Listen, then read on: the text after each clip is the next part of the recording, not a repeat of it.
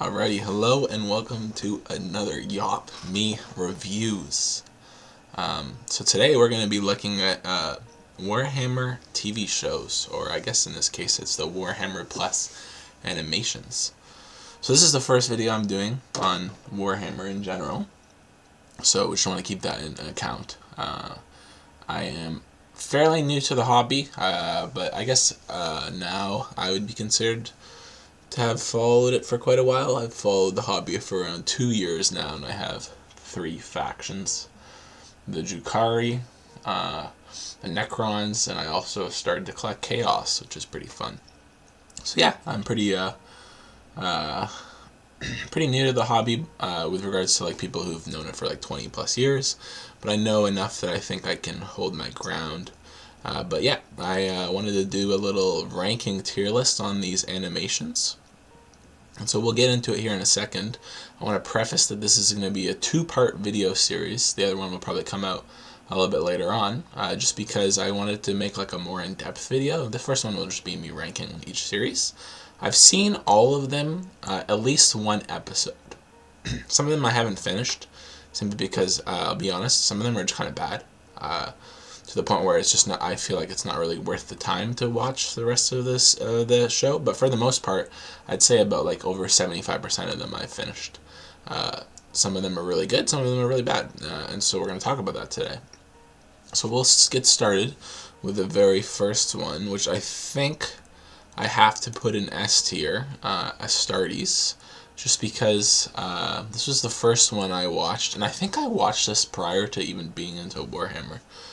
I think for people who are into Warhammer, you can kind of there's a point in your life where you're like, I see this stuff, and then you know when you've gotten into it, and it's kind of like that like eye-opening moment.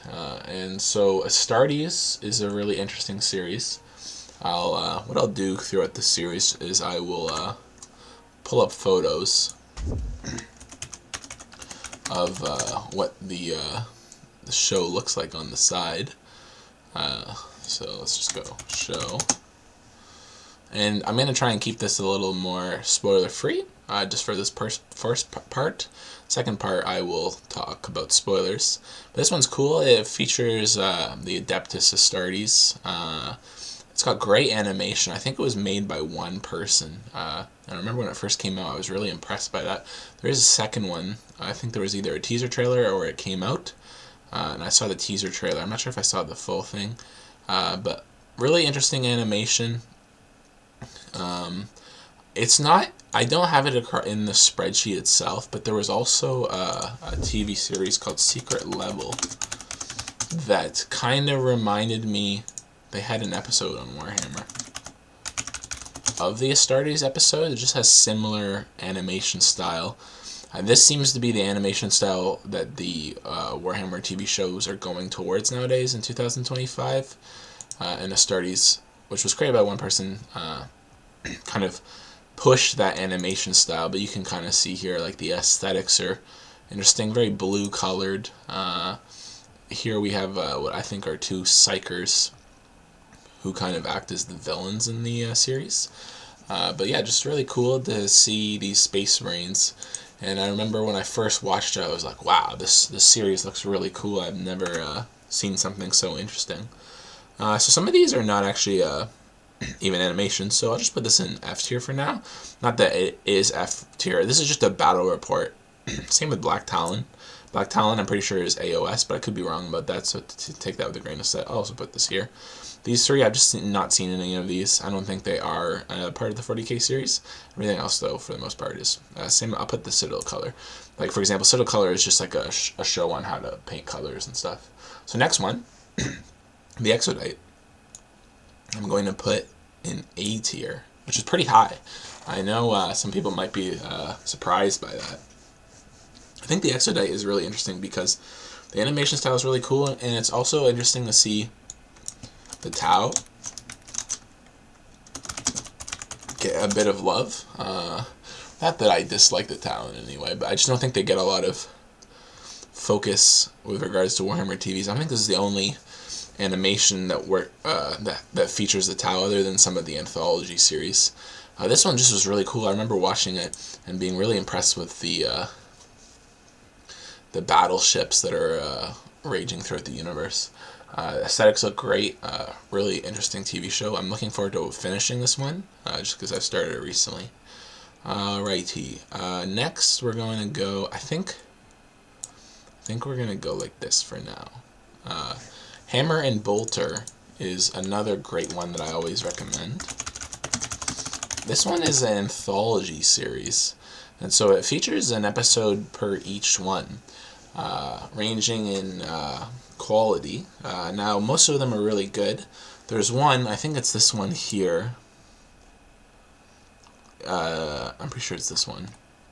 It's an episode where it like focuses on like a separate planet where there's a group of like librarians who, I won't spoil what happens, but you think they're the Imperium. But there's some interesting chaos shenanigans that take place throughout this episode, and I thought it was really intriguing. I watched all of the episodes. Really great series, just to kind of like get an introduction to like multiple different factions and different perspectives. You get to see like Necrons, and you'll see the Eldari as well. There's episodes with the Orcs and so on forth, the Adeptus Mechanicus, and so it's a really great anthology series. I think a lot of the episodes are really rewatchable as well. So just pretty fantastic. It does follow the animation style throughout the entire series. It kind of has this like cartoonish look to it, but I still really enjoyed it. So we'll put it in A tier for now. Just a little above the Exodite. The Exodite, I think visually might be a little more appealing to me, but I haven't watched enough of it to really know. Alright, next one, the Interrogator. This one's going to be tough for me. I think I'm going to put it in B tier for now. Interrogator really gives me kind of like Sin City, if that's the movie. I think it's Sin City. Just double check. Sin City movie. Yeah, Sin City. Got that black and white kind of aesthetic to it. So we go with Interrogator 40K. Yeah, all of it's in black and white. This is one of the only animations. I haven't finished it yet as well, so I'll talk more about it in part 2. This is one of the only animations that really focuses on the story, and it really tries to create a story within the Warhammer universe. Not that the other ones don't, but they're usually either like short episodes, like a Star Wars, a short episode, or they're anthologies, or the Exodite only has 3 episodes. This one is like a 8 or 10 episode ones that focuses on a story and it continues with it. And I think it's distinct in that regards. I will admit though, I don't like know how I feel about it just yet because I haven't finished it. And that's why I'm putting it in B tier, but I know a lot of people really love this one, just because it really does focus on that like grim, dark aspect of 40K, and so who knows, maybe this one has the most potential. I could see more Warhammer animations kind of going down this route, with more of a focus on story, and then maybe less aesthetics, but right now it seems to be we're kind of focusing on animation. The next one I'm going to put right under Interrogator. This one's tough. I think I'm going to put it in C tier for now. So the Iron Within, this one focuses on the Titans. Oh, wait, sorry, I mixed them up. I apologize, I'm so sorry. I mixed them up. I'm going to put this here. Yeah. This one, I got it mixed up for a second there. This one focuses on Chaos Space Marines and Drukhari. I love Drukhari. I'm a big fan. So I'm biased, and so I'm going to put them in that tier. But it's got great animation, a little bit darker with blue tints to it. And it's just kind of like a battle between the Imperium and Drukhari, and then eventually, I won't really spoil too much, but I think it's the Iron Warriors come in. So yeah, I won't say who dies or anything. I don't know if this one is a part of the series. Let's take a look at this. We'll put it here for now, just because I don't think I've seen it, and we'll move forward. Next one we're going to put in S tier. This was one of the first ones I watched after watching Astartes, Pariah Nexus. As I was saying, I'm biased. I play Necrons as well. But Pariah Nexus as animation is like top tier. It looks fantastic. It looks so good. And it's got Sakan from the Salamanders. The animation style looks amazing. The Necrons look fantastic. Like, it is right up next to Astartes in my personal opinion. It looks really, really good. Storyline is pretty consistent. Yeah, there's not much to say about it. It's pretty great. There's a really cool scene with a death mark as well, a Necron death mark in Pariah Nexus. And he's just kind of teleporting around the place. Anyways, yeah, lore casters. I don't know what lore casters is. I assume it's just a part of the Pariah Nexus. Moving forward, Hammer and Bolter. Oh, we already had that one, so we'll just put it right here. Okay, let's go.